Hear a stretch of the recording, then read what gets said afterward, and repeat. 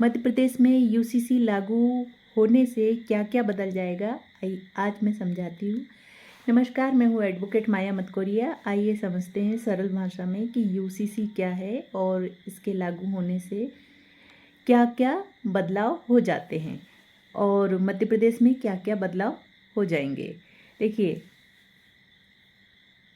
बहुत से लोगों का ये कहना था कि ये प्रश्न है कि मध्य प्रदेश में यूसीसी लागू होगा तो इसमें क्या क्या परिवर्तन आएंगे, प्लीज़ विस्तार से बताइए। इसलिए मैं बता रही हूँ और मैंने इसके बहुत अच्छे नोट्स भी बनाए हैं कि सबसे पहले तो लोगों ने बोला कि यूसीसी क्या है ना।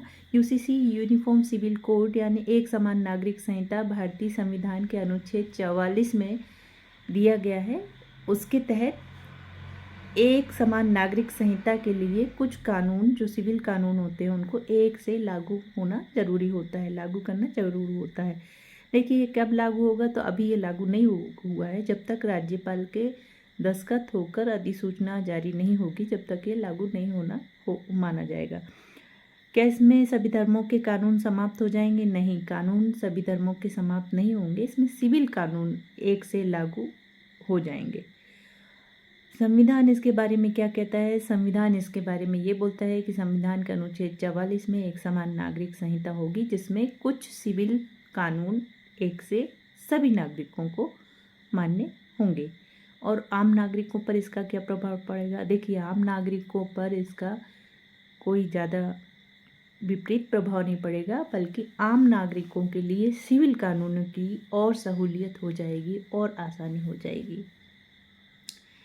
देखिए, इसमें क्या है कि यूसीसी का संबंध यूनिफॉर्म सिविल कोड का संबंध सिविल कानूनों से है, ना कि धार्मिक पूजा पद्धति से है। भारतीय संविधान का अनुच्छेद 44 कहता है कि राज्य भारत के समस्त नागरिकों के लिए समान नागरिक सिविल संहिता सुनिश्चित करने का प्रयास करेगा। यह राज्य के नीति निर्देशक तत्वों का भाग है। इसका अर्थ यह है कि सरकार को इस दिशा में प्रयास करने का संवैधानिक मार्गदर्शन दिया गया है, लेकिन यह मौलिक अधिकार नहीं है। मध्य प्रदेश में वर्तमान स्थिति क्या है, आइए समझते हैं इसे। मध्य प्रदेश विधानसभा ने यूसीसी विधेयक पारित किया है। इसके बाद अगला चरण राज्यपाल की स्वीकृति और आधिकारिक अधिसूचना, जिसे नोटिफिकेशन कहते हैं, का है। अधिसूचना जारी होने के बाद ही कानून प्रभावी होता है। यूसीसी लागू होने पर संभावित प्रमुख प्रावधान क्या होंगे? देखिए, सबसे पहला है विवाह। सभी नागरिकों के लिए विवाह के समान नियम लागू होंगे। तलाक की प्रक्रिया कानून द्वारा निर्धारित समान प्रक्रिया के अनुसार होगी। बहुविवाह या पॉलीगैमी, एक पति या पत्नी के रहते दूसरा विवाह करने की अनुमति नहीं होगी।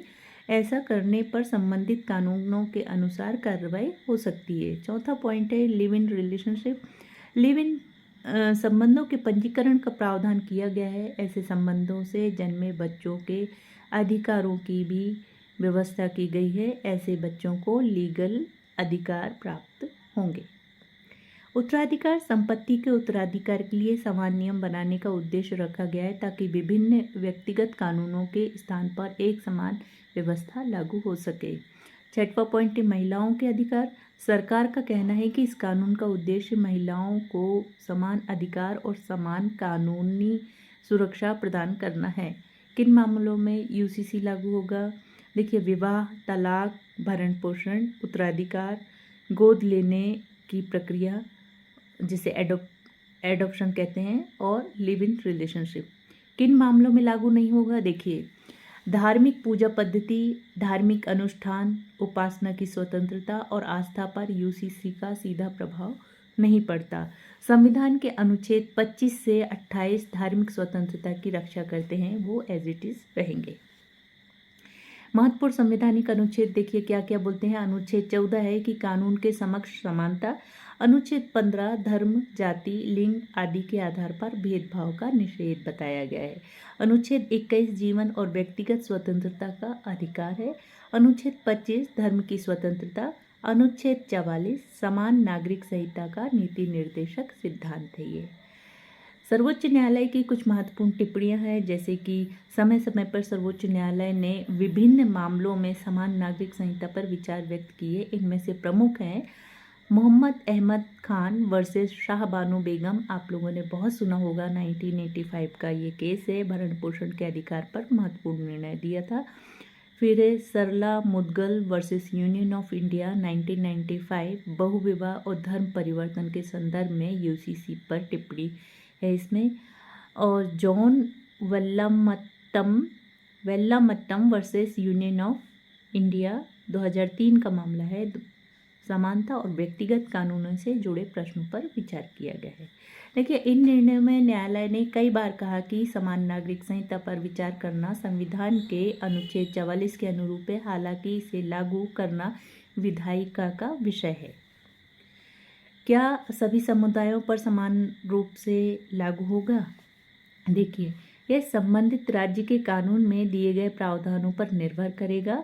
उपलब्ध जानकारी के अनुसार मध्य प्रदेश के विधेयक में कुछ श्रेणियां जैसे अनुसूचित जनजातियों के लिए विशेष प्रावधान रखे गए हैं। देखिए, इसमें है कि यूनिफॉर्म सिविल कोड का उद्देश्य नागरिक मामलों में समानता लाना है। इसके समर्थक इसे समान अधिकार और सरल कानूनी व्यवस्था की दिशा में कदम मानते हैं, जबकि कुछ लोग इसे व्यक्तिगत कानूनों और सांस्कृतिक विविधता के संदर्भ में अलग दृष्टिकोण से देखते हैं।